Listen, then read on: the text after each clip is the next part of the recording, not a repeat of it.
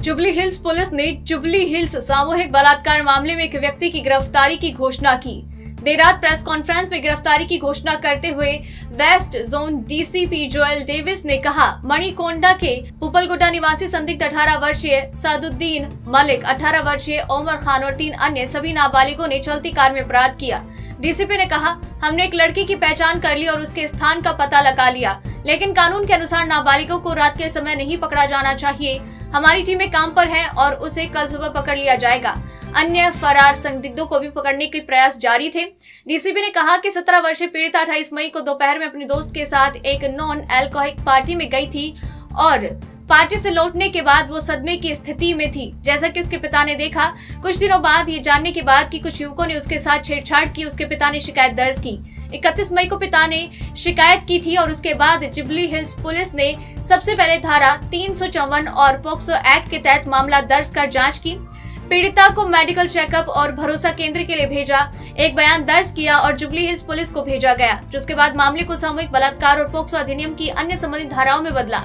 Police टीमों ने CCTV footage को शुरुआती बिंदु से अंत तक एकत्रित किया और कॉल डेटा रिकॉर्ड की जांच की और अन्य सभी जगहों पर जहां कार गई थी तब जाकर वो वापस नहीं आई, जहां संदिग्धों ने अपराध करने के बाद उसे वापस छोड़ दिया। पीड़िता के बयान और अन्य विवरणों के सभी सबूतों की पुष्टि हुई, जिससे संदिग्ध की पहचान और गिरफ्तारी हुई। गृह मंत्री मोहम्मद महमूद अली के पोते की संलिप्तता की रिपोर्ट्स पर प्रतिक्रिया देते हुए डीसीपी ने स्पष्ट किया, वो निराधार आरोप थे। अन्य संदिग्धों के लिए डीसीपी ने कहा कि संदिग्धों या उनके रिश्तेदारों के नामों का खुलासा नहीं किया जा सकता क्योंकि संदिग्ध नाबालिग हैं। వారి పేరెంట్స్ కి కానీ వారు సంబంధించిన బ్రదర్ కి కానీ పాప ఏమి రివీల్ చేయలేదు। ఈ భరోసా సెంటర్ కి next day night late evening లో ఆ పాప ఏం సంఘటన జరిగిందని వివరించడం జరిగింది। దాని మేరకి భరోసా ఆఫీసర్స్ స్టేట్మెంట్స్ రికార్డ్ చేసి మాకు పంపడం జరిగింది। ఆ స్టేట్మెంట్ వచ్చిన వెంటనే మేము అంత ముందుకు రిజిస్టర్ చేసిన 354 ఐపీసీ సెక్షన్ని 376 క్యాపిటల్ డి ఐపీసీ సెక్షన్గా ఆల్టర్ చేయడం జరిగింది। అలాగే పోక్సో యాక్ట్ కూడా section 5 and 6 of POCSO act add చేయడం జరిగింది। చిన్న బ్రూజెస్ ఉండే, సో దానిలో కూడా 323 ఐపీసీ యాడ్ చేయడం జరిగింది। అప్పటికి సంఘటన జరిగి 4 రోజులు గడిచిపోయినాయి। పాపాకి ఈ ఒక్క యాక్ట్ చేసినది ఎవరెవరు, వాళ్ళ ఐడెంటిటీ ఏంటి, వాళ్ళ పేర్లు ఏంటి, వాళ్ళు ఎక్కడ వారన్నది పాప చెప్పలేకపోయింది। ఎందుకంటే ఆ దుర్మార్గులు నిందితులు ఆ పాపాని నేమ్స్ ఏమి రివీల్ చేయకుండా ఆ పార్టీ జరిగే ప్లేస్ నుంచి తీసుకెళ్ళి ఈ యాక్ట్కి పాల్పడడం జరిగింది। ఆ పాప ఒకటే ఒక పేరు మాత్రం చెప్పడం జరిగింది। ఇమీడియట్లీ మా పోలీస్ కమిషనర్ గారు ఈ సీరియస్నెస్ని గుర్తించి అన్ని టాస్క్ ఫోర్స్ ఆఫీసర్స్, సిసిఎస్లో ఉన్న టెక్నాలజీ వింగ్, మా జోన్లో ఉన్న ఆఫీసర్స్ అందరితో డిఫరెంట్ బృందాలు ఏర్పాటు చేయడం జరిగింది। వారితో పాటు మేము సిడిఆర్ అనాలిసిస్ చేసి సీసీ ఫుటేజెస్ మొత్తం కలెక్ట్ చేసి టెక్నికల్ వింగ్ మొత్తం అనలైజ్ చేసి పాప స్టేట్మెంట్ ఏదైతే చెప్పిందో దానికి కొరాబరేట్ అవుతుందని మేము 1కి 10 సారి దాన్ని మళ్ళీ చెక్ చేసి 5గురు నిందితుల్ని, పాప చెప్పినది కూడా 5గురు ఉన్నారని చెప్పడం జరిగింది। 5గురు నిందితుల్ని గుర్తించడం జరిగింది। దీనిలో విక్టిమ్ పాప ఒక స్టేట్మెంట్, రెండవది సీసీ ఫుటేజెస్ డిఫరెంట్ ప్లేసెస్లో ఉన్నవి, ఇంకా వాళ్ళు సిడిఆర్ అనాలిసిస్, అదర్ టెక్నికల్ అనాలిసిస్లో మేము మినిట్ టు మినిట్ ప్యాచ్ చేసి ఈ 5గురిని మేము గుర్తించడం జరిగింది। ఆ 5గురిలో 2 మేజర్లు ఉన్నారు, అంటే 18 సంవత్సరం పైన ఉన్న వాళ్ళు ఉన్నట్టు తెలుస్తుంది। 3 జువెనైల్ ఇన్ కాన్ఫ్లిక్ట్ లా, వాళ్ళు జువెనైల్ ఉన్నారు। 3 కూడా 16 years 17 years ఉండొచ్చని మాకు సమాచారం ఉంది। ఈ సెక్షన్ ఆల్టర్ చేసి 48 గంటల లోపు ఈ ఒక్క మేజర్ నిందితుడు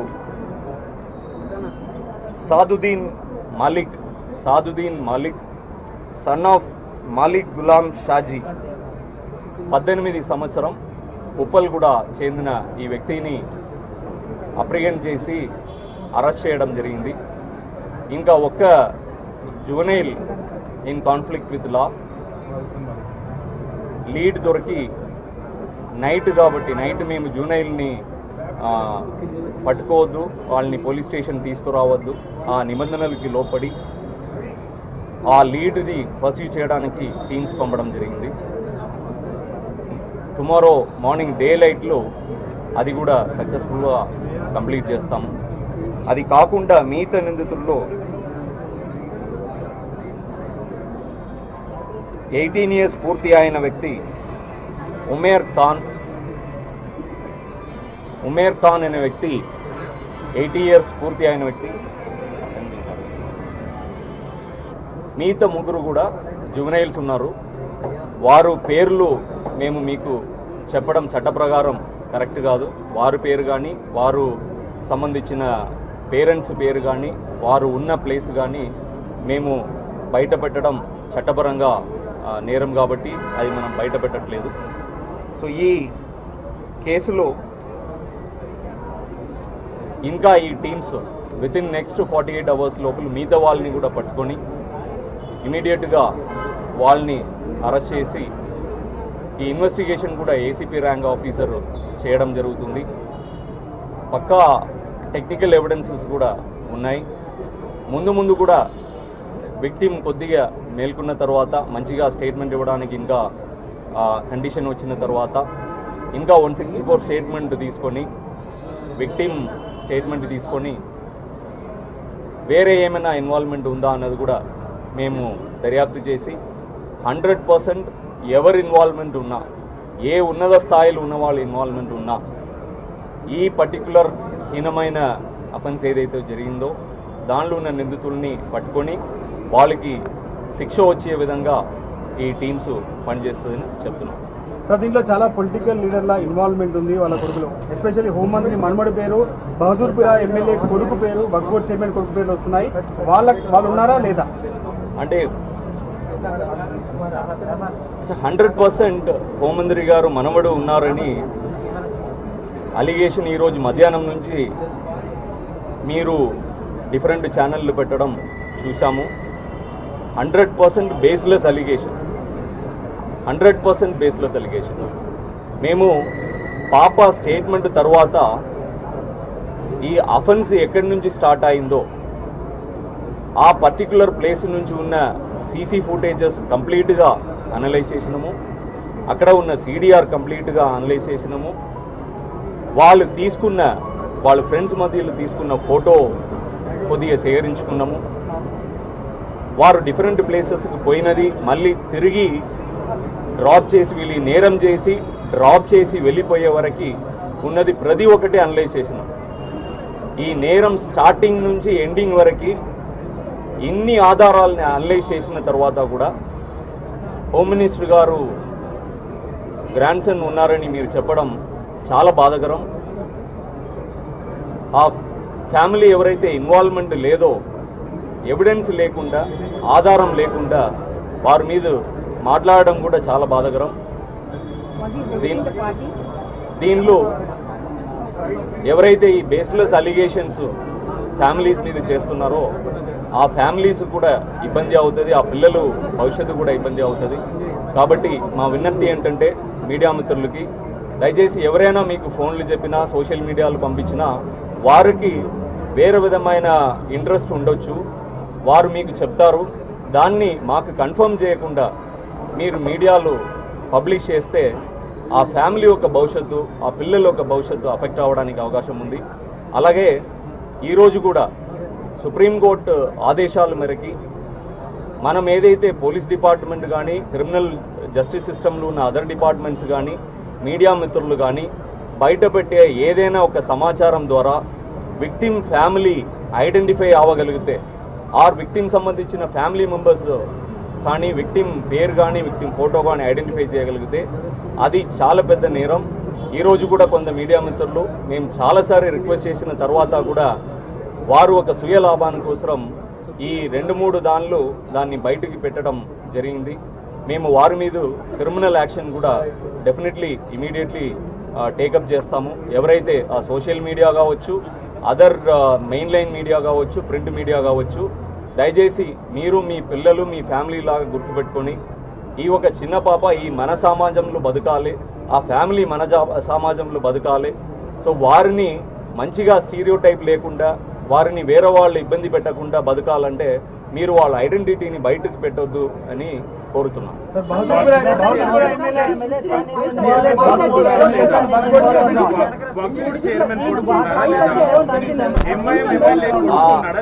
మీరు ఇందాక అడిగిన ప్రముఖ వ్యక్తి యొక్క కొడుకు ఇన్వాల్వ్మెంట్, ఆయన జువెనైల్ కాబట్టి మేము బయటికి పెట్టలేకపోతున్నాము. బట్ దాని మీద మాకు సమాచారాలు వచ్చినాయి. ఒకసారి వారిని పట్టుకున్న తర్వాత ఈ ప్రముఖ ఉన్నత వ్యక్తి యొక్క కొడుకు ఉన్నట్టు మాకు సమాచారం ఉంది, కన్ఫర్మేషన్ కూడా ఉంది. రెండవది ఎమ్మెల్యే గారు కొడుకు గురించి అడుగుతున్నారు. ఇప్పుడు వరకు విక్టిమ్ స్టేట్మెంట్లు కానీ, రెండవది ఆ సీసీ ఫుటేజెస్లు అనాలిసిస్లు కానీ, ఈ పట్టుకున్న నిందితుడు ఒక కన్ఫెషన్లు కానీ, అదర్ టెక్నికల్ ఎవిడెన్సెస్లు కానీ అనలైజ్ చేస్తే మాకు ఇప్పుడు వరకు ఆయనకి ఎగెయిన్స్ట్గా, ఆ ఎమ్మెల్యేసన్కి ఎగెయిన్స్ట్గా బుక్ చేయడానికి సమాచారం లేదు. కానీ ఇంకా ముందుకు కూడా మిగతా ఎవిడెన్సెస్ని కలెక్ట్ చేసి మిగతా విక్టిమ్ నెక్స్ట్ స్టేట్మెంట్స్ని కూడా కొద్దిగా ఇంకా మేల్కొన్న తర్వాత నెక్స్ట్ స్టేట్మెంట్లు కూడా ఇప్పుడు ఐదుగురు అని చెప్పింది పాప. ఇంకా ముందుకు వేరే వాళ్ళ ఇన్వాల్వ్మెంట్ కూడా ఉందని చెప్తే ఏ ఉన్నత స్థాయిలో ఉన్నా కూడా, ఎమ్మెల్యే స్థాయి అని కాదు, ఆఫీసర్ అని కాదు, ఏ ఉన్నత స్థాయిలో ఉన్నా కూడా వాళ్ళని పట్టుకొస్తాము. డెఫినెట్లీ వాళ్ళని రక్షించాల్సిన అవసరం లేదు, వాళ్ళకి శిక్ష పడే విధంగా చేస్తాము. ద అదర్ పర్సన్ పేరు మాత్రం జువెనైల్ కాబట్టి అది మేము చెప్పలేము. బట్ ఆ ఎవిడెన్సెస్ అయితే మనకు ఉంది. సార్ ఇంకోటి అమ్మాయికి ఏం చెప్పి తీసుకెళ్లారు? డే టైము పార్టీ జరుగుతుంది అని చెప్పి ఒక తెలిసిన ఫ్రెండ్ ద్వారా ఆ పాపాని అక్కడ పంపడం జరిగింది. అది కూడా ఆ పబ్లు నాన్ ఆల్కహాలిక్, నో స్మోకింగ్ అని చెప్పి వాళ్ళు ఇన్స్టాగ్రామ్లు పెట్టుకొని ఇది ఆర్గనైజ్ చేసినట్టు మనకి ప్రైమ ఫేసి తెలుస్తుంది. ఈ పబ్బు మీద వాళ్ళు లిక్కర్ సర్వ్ చేశారా, లేదు స్మోకింగ్ అలౌ చేశారా, లేదా అదర్ వయలేషన్స్ చేశారా అన్నది మేము ఇంతవరకు పూర్తి ఇన్వెస్టిగేషన్ చేయలేదు. ఎందుకంటే ఈ 48 అవర్స్ మొత్తం ఈ పాప చెప్పిన 5గురి మీద ఎవరని గుర్తించడం, వారు ఎక్కడ ఉన్నారని, బికాస్ 4 రోజు వాళ్ళకి దొరికింది కాబట్టి వాళ్ళు డిఫరెంట్ ప్లేసెస్కి వాళ్ళు వెళ్ళిపోయారు. సో వాళ్ళని ఎక్కడెక్కడ వాళ్ళ టీంలు ఫామ్ చేయడం, ఈ నేరంలో ఉన్నవాడు తప్పించుకోవద్దు అన్న ఉద్దేశంతో దాని మీద మా దర్యాప్తు అన్ని జరిగింది. ఇప్పుడు ఆ నిందితుల్ని పట్టుకున్న వెంటనే ఈ పర్టికులర్ యాక్ట్ కూడా అన్నీ మేము టెక్నికల్ ఎవిడెన్స్ సేకరించి పెట్టినాము. ఆ టీం కూడా అనలైజ్ చేసి ఈ పబ్బు వారు ఏ మాత్రం వైలేషన్ చేసి ఉన్నా కూడా ఇమీడియట్లీ దాని మీద యాక్షన్ చేయడం జరుగుతుంది. ఆల్రెడీ నేను ఓరల్లీ ఎక్సైజ్ ఆఫీసర్స్ కూడా ఈ పర్టికులర్ సంఘటన గురించి తెలియజేయడం జరిగింది. దీనిలో ఏమైనా ఎవిడెన్స్ వాళ్ళు లిక్కర్ సర్వ్ చేసినట్టు వస్తే, లేదు స్మోకింగ్ అలౌ చేసినట్టు వస్తే, లేదు వేరే విధమైన ఏమైనా వాళ్ళు అలౌ చేసినట్టు తెలిస్తే, లేదు వేరే కండిషన్ వైలేట్ అవుతే డెఫినెట్లీ యాక్షన్ అన్నది ఉంటుంది.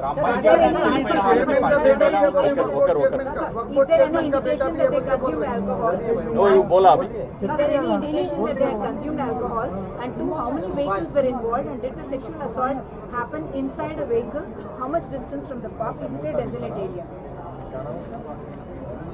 You have asked some 3-4 questions. First అంటే మేడం ఏమడిగారంటే, ఫస్ట్ ఆల్కహాల్ ఇన్ఫ్లుయెన్స్లు వీరు ఉన్నారని అడిగారు. పాప స్టేట్మెంట్లు ఆల్కహాల్ ఇన్ఫ్లుయెన్స్ రాలేదు. రెండవది వాళ్ళు మనం ఒక్క అక్యూస్ని పట్టుకున్న వారు కన్ఫెషన్లు కూడా ఆల్కహాల్ ఇన్ఫ్లుయెన్స్ రాలేదు. మేము సీసీ ఫుటేజ్ అనలైజ్ చేసిన దానిలో, ఇంకా వేరే వాళ్ళు దీనిలో పార్టిసిపేట్ చేసిన కొంతమందిని అనలైజ్ చేసిన దానిలో కూడా ఈ ఆల్కహాల్ అనేది సర్వ్ చేయలేదని చెప్తున్నారు. వాళ్ళు ఇది ఆల్కహాల్ ఎవరైనా తీసుకొస్తే 10,000 ఫైను అండ్ పోలీసుకి చెప్తామని కూడా దానిలో ఇన్స్టాగ్రామ్లో ఫ్లాగ్ చేశారని చెప్తున్నారు. సో ప్రాథమికంగా మాకు తెలిసేది ఏంటంటే ఆల్కహాల్ ఇన్ఫ్లుయెన్స్ అనేది లేదు. రెండవది బండి అడిగారు. 2 బండిలు ఈ నిందితులు అక్కడికి రావడం జరిగింది. ఆ 2 బండిలు కూడా అక్కడి నుంచి ఇంకా ఒక ప్లేస్కి, ఒక పేస్ట్రీ షాపుకి వాళ్ళు వెళ్ళడం జరిగింది. దాని తర్వాత ఎక్కడైతే నేరం జరిగిందో, ఎక్కడైతే ఈ పర్టికులర్ యాక్ట్ జరిగిందో అప్పుడు ఒక బండి రాలేదు, ఒక ఇన్నోవా బండి తీసుకొని వచ్చారు. ఆ ఇన్నోవా బండిలో ఈ 5గురు, ఆ పాప 6గురు ఉండే. దాన్ని తీసుకొచ్చి ఒక డ్రాప్ చేయడానికి వచ్చే ప్లేస్కి పక్కనే కొన్ని దూరంలోనే ఒక ప్లేసులో పార్క్ చేసి ఆ కారులోనే ఈ నేరం చేయడం జరిగింది.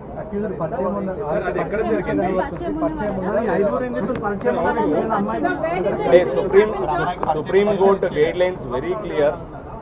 మీ ప్లేస్ కానీ, కాలనీ కానీ, పేరెంట్స్ డీటెయిల్ కానీ, అదర్ ప్లేసెస్ కానీ బయట పెట్టి దాని ద్వారా ఎవరైనా ఒకరు ప్రయత్నం చేసి విక్టిమ్ ఐడెంటిటీ రివీల్ అవుతే అది నేరం. కాబట్టి నా విన్నప్తి ఏంటంటే స్పెసిఫిక్గా ఇక్కడ అక్కడ అన్నది